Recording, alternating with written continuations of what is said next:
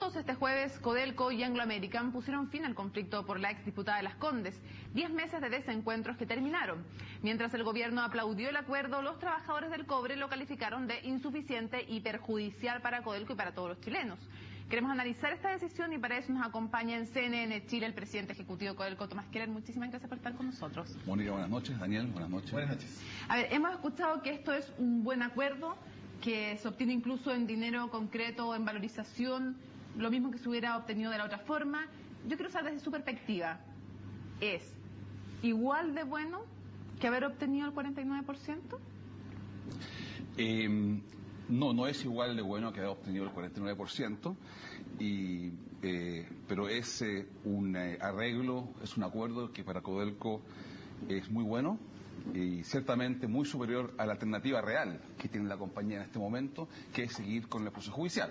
Ahora, acá la alternativa no es elegir, ¿cierto?, entre el 49% y el 24%, que es lo que estamos asegurando para la corporación, sino que la decisión que hay que tomar es si proseguimos con el proceso legal, con todas las incertidumbres que ello conlleva, o bien llegamos al arreglo que consideramos el día de ayer. Solo de manera teórica, para tenerlo claro, si hubiéramos tenido la posibilidad de hacer valer el 49%, ¿cuánta plata hubiera ganado Codelco aproximadamente? A los precios que manejábamos nosotros en octubre del año pasado, porque evidentemente hay que retrotraerse a las expectativas que teníamos para el negocio el año pasado, estamos hablando del orden de los 4.100 millones de dólares. ¿Y ahora? 4.200. Una cifra muy similar. Muy similar. No. ¿Y si fuera el 49% pero con los precios de ahora?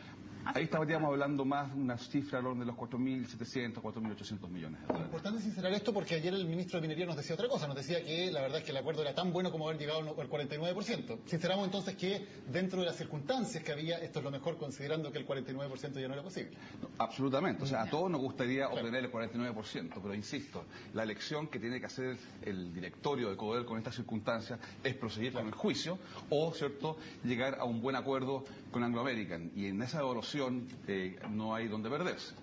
Muy importante ese reconocimiento. Señor Keller, ¿qué tan fuerte era la posición de Codelco en el juicio? ¿Ustedes tenían seguridad de que el juicio se ganaba, pero que era largo, había ciertas incertidumbres en el proceso, o realmente no estaban tan claros y la posición jurídica de Anglo American también era potente? No, la verdad es que nosotros seguimos teniendo el mismo diagnóstico que siempre hemos tenido en esta materia.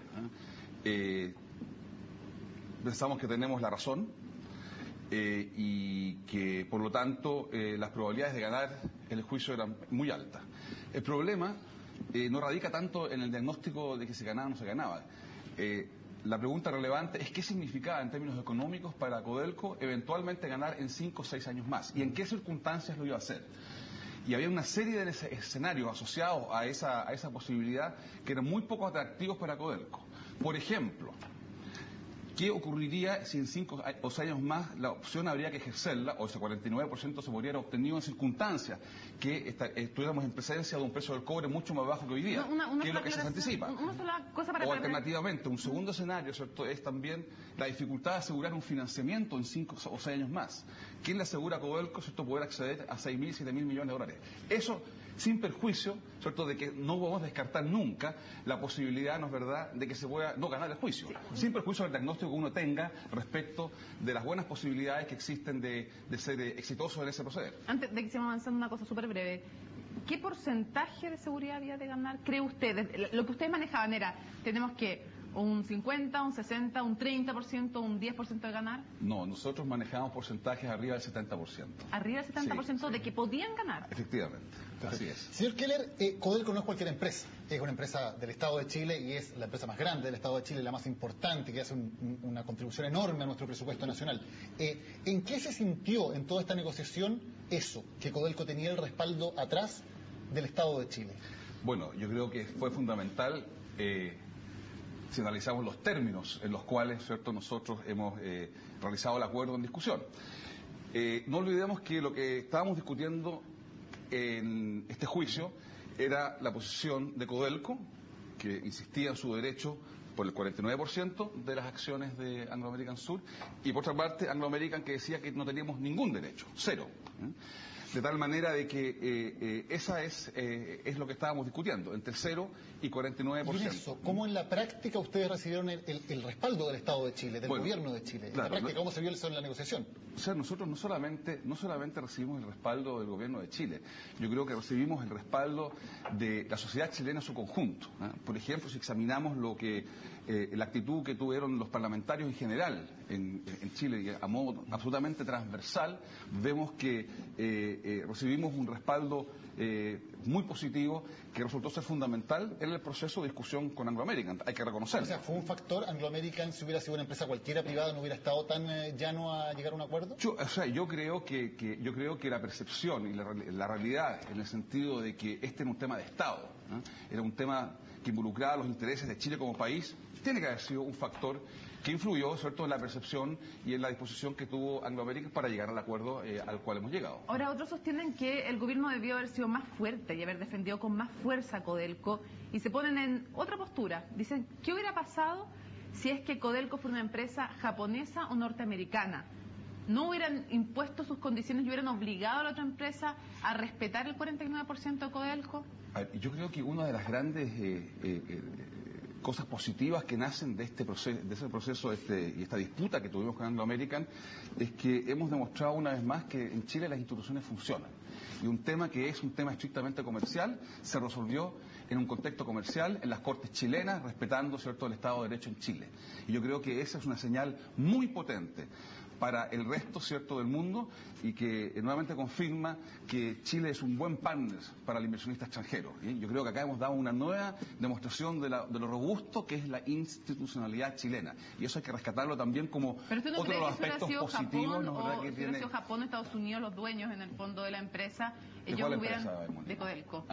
O sea, si en el fondo todos los japoneses, todos los norteamericanos sintieran como sentimos nosotros los chilenos, que Codelco es un poco nuestra, digamos, de cada uno de nosotros. Y con mucho orgullo por lo demás. Exacto, pero si hubieran sentido eso los japoneses, los norteamericanos, si Codelco hubiera sido de ellos, no hubieran dicho, ¿saben qué más, señores de Anglo American? Ustedes me respetan nomás el 49% y tienen que respetarlo. Bueno, yo no me pongo en esos lugares, muy hipotético, en otra jurisdicción, en otra realidad, y la verdad es que no me compete pronunciarme sobre eso. Hay muchos temas para seguir conversando. Muy hipotética, Mónica, esa pregunta. Hay muchos temas para seguir conversando. Vamos a hablar de ellos con Tomás Keller a la vuelta de una pequeña pausa comercial aquí en CNN Chile.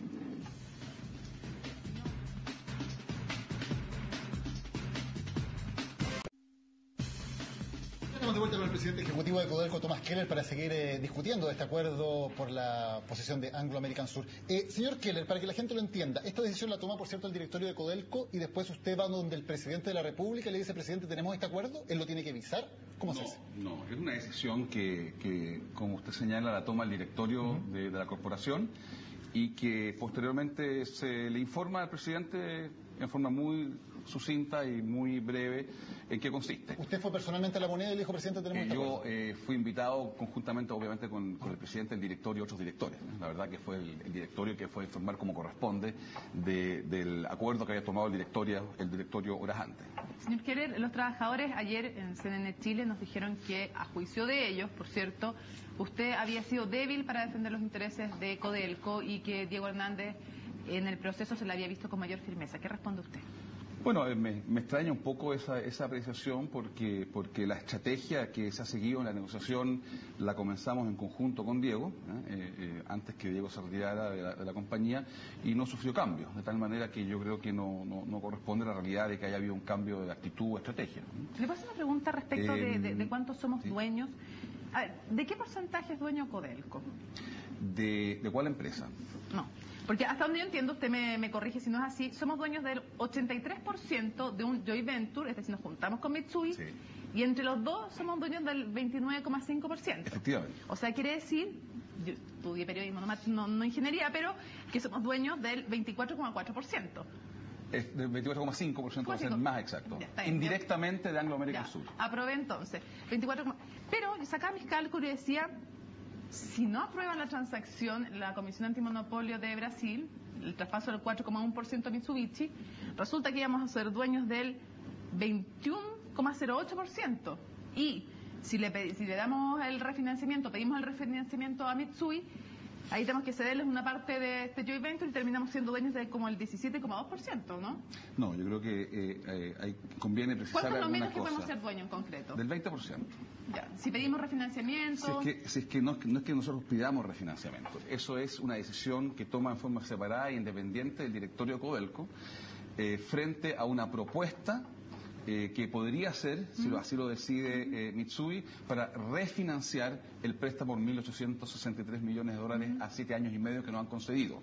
Si nos ofrecen un refinanciamiento en condiciones particularmente favorables que se han especificado en el contrato, y si el directorio de Codelco decide que aceptar ese refinanciamiento es en el mejor interés de Codelco, decisión que entre paréntesis involucra un beneficio adicional para Codelco del orden de los 200 millones de dólares. En ese caso, Mitsui tendría el derecho a comprar un 4,5% adicional, que reduciría nuestra participación a los 20% que mencionaba anteriormente, a un precio igual al precio que en su oportunidad Mitsubishi pagó por la participación Anglo American a Anglo American precisamente, o el mismo precio que ahora Mitsui estaría comprando por el 5% a Anglo American y Mitsubishi.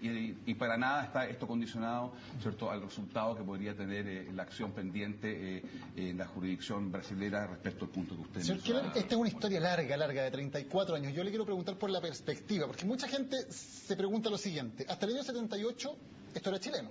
El año 78 se vendió a Exxon por menos de 100 millones de dólares.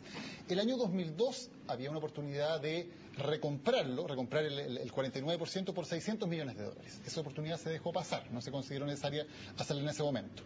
Y ahora finalmente terminamos por 1.800 millones de dólares comprando entre la cuarta y la quinta parte, dependiendo de estos detalles que se hablaban ahora con Mónica. 1.700 netos, Daniel. 1.700 netos, perfecto, por esta cuarta parte.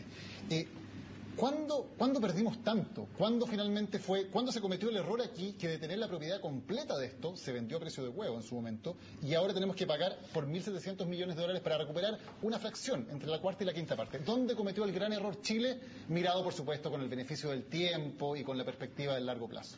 Ya, antes de entrar a responder así de lleno su pregunta, le quiero recalcar solamente que el precio por 1.700 millones de dólares al cual estamos comprando el 25% de la propiedad Anglo American es una fracción de lo que vale hoy día. Sin duda, es bajo el precio del mercado. O sea, hoy día el mercado no es el resultado del acuerdo. No, pero lo digo para entenderlo como concepto. El valor de mercado, lo que estamos comprando, y así lo vamos a registrar en nuestra contabilidad, entre paréntesis, son 5.390 millones de dólares, algo que por lo cual estamos pagando hoy día 1.700 millones.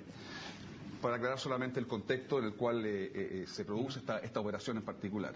Ahora, si uno mira las decisiones en perspectiva, ¿cierto? Claramente hubiese convenido comprar esto más barato años atrás, pero eso es como hacer la apuesta el día domingo con el periódico el día lunes. Después de la batalla, ¿cierto?, todos somos campeones y conocemos lo que ha pasado. Lo que ocurre es que en el pasado, por ejemplo, el año 2009, Codelco también tuvo la oportunidad de ejercer la opción, porque se produjo la primera ventana en la cual Codelco, en virtud del contrato de opción, tenía derecho a ejercer la opción. Pero no lo hizo, ¿por qué? Porque en ese momento, objetivamente, y con la información que se manejaba en ese entonces, no era conveniente para la corporación hacerlo. Hoy día han cambiado radicalmente las circunstancias. Se tiene una perspectiva mucho más positiva respecto de cuáles son la evolución más probable del precio del cobre. Hoy día el activo, los bronces específicamente, es un activo mucho más atractivo porque ha sido sujeto de una expansión. En fin, han cambiado totalmente las circunstancias. Por lo tanto, el contexto y la información con la cual se toman decisiones ha cambiado fundamentalmente. Y no me parece justo, ¿cierto?, calificar de un error decisiones en el pasado, ¿cierto?, que se tomaron de la mejor forma posible con la información entonces disponible. Pero, señor Keller, usted comprenderá, me imagino, que a muchos chilenos les queda el gusto agridulce de decir, aquí Exxon, por ejemplo, compró esta propiedad a menos de 100 millones de dólares, no pagó nunca impuestos durante el tiempo que estuvo acá porque siempre declaró pérdidas, la termina vendiendo en una cifra multiplicada varias veces a Anglo American, gana, hace un tremendo negocio Exxon. Llega Anglo American y nuevamente compra a un precio muy bajo, recibe incluso descuentos tributarios cuando compra, y ahora está revendiéndonos un cuarto de la propiedad también a un precio bastante alto. O sea, también hace un gran negocio Anglo American. Gana Exxon, gana Anglo American, hacen grandes negocios estas corporaciones, pero parece que en cada negocio el que pierde es Chile. No, yo no lo veo así. Yo creo que en este negocio, por ejemplo, estamos comprando algo que en el mercado mañana podríamos vender en 5.390 millones de dólares y estamos pagando 1.700 millones.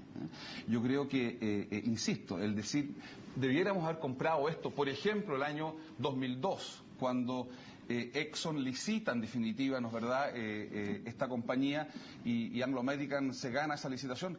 Podríamos haberlo comprado a 1.400 millones. Efectivamente, lo podríamos haber hecho. Pero en ese momento y con la información que se manejaba en ese entonces y con las perspectivas que existían del negocio en ese entonces, 1.400 millones de dólares hubiese sido un precio que a lo mejor el mercado, ¿cierto?, y el dueño de hecho hubiese considerado excesivo. Sí, por lo tanto, pero Anglo American tuvo más ojo para ese entonces. En ese entonces probablemente eso puede ser un diagnóstico correcto. Señor Keller, usted dijo que ustedes tenían la evaluación de que en un 70% de posibilidades Codelco ganaba el juicio, no un 100, digamos, tenía como, ustedes decían, tenemos 70% de posibilidades. Yo dije más de un 70%. Más de un 70%, ok, pero no un 100. No. Por lo tanto, el contrato de 1978, que posteriormente fue modificado en 2002, no nos blindaba. A juicio nuestro, ¿cierto? El contrato era claro en el sentido, ¿cierto?, de los derechos que nosotros estamos defendiendo. Pero no era blindado. La contraparte opina lo contrario. Pero y de ustedes hecho, mismos reconocen que no era el 100% de seguridad, por lo tanto no estaban blindados del todo. No, yo creo, lo que yo he dicho, ¿cierto?, es que en cualquier juicio uno tiene siempre, no tiene probabilidad de 100% ganar un juicio. Okay, esa es la lógica que estamos aplicando. Y una última cosa, porque se nos acabó el tiempo. Entiendo que en el pacto de accionistas una de las cosas que dice el contrato es que cuando quiera hacerse un aumento de capital, primero con el flujo de caja, después con endeudamiento de Anglo American Sur y tercero con aumento de capital. ¿Ustedes tienen confianza de que esta tercera opción no va a ser utilizada de manera que se diluya la propiedad finalmente de Codelco? Efectivamente, tenemos gran confianza en eso y que es muy buena su pregunta, Mónica, porque uno de los grandes logros de este acuerdo es que ahora existe un pacto de accionistas. Un pacto de accionistas que protege de manera fundamental los intereses de Codelco. Un pacto de accionistas que no existía antes en el contexto de la opción. Y este pacto de accionistas nos protege de varias formas. Una de las formas es la que usted señala, a través, ¿cierto?, de un acuerdo de cómo vamos a financiar Anglo American Sur en relación... Evidentemente que en el extremo podría haber un aumento de capital. Y ahí se diluye la propiedad de Codelco. En teoría, a no ser que Codelco decida concurrir. Lo que ocurre es que en Codelco hoy día nuestra prioridad, y los siguientes años así es llevar a cabo nuestros proyectos estructurales. Lo que estamos haciendo con el nuevo nivel mina en Teniente, lo que estamos haciendo en Chuqui con el traslado desde la operación de rajo abierto a minería subterránea, lo que estamos haciendo con el proyecto Ministro Ale, con lo que vamos a hacer con el proyecto de RT2. Todos esos proyectos requieren de un financiamiento muy importante. No podemos ni queremos desviar recursos, ¿cierto?, a proyectos que son distintos a los proyectos de Codelco. Y es por eso que lo que hemos logrado en el pacto de accionistas en materia de política de dividendos y en la política de financiamiento que usted señala es muy importante porque nos protege en ese sentido. Aumenta la capacidad de financiamiento en Codelco porque asegura un flujo de dividendos mucho más alto que lo que hubiésemos tenido sin este pacto de accionistas, ¿cierto? Y en definitiva se traduce en una contribución importante para lo que es más importante para Codelco, que es nuestro programa de inversión propio. Señor Keller, muchísimas gracias por habernos acompañado en primera edición. Muchas gracias a usted. Muy bien.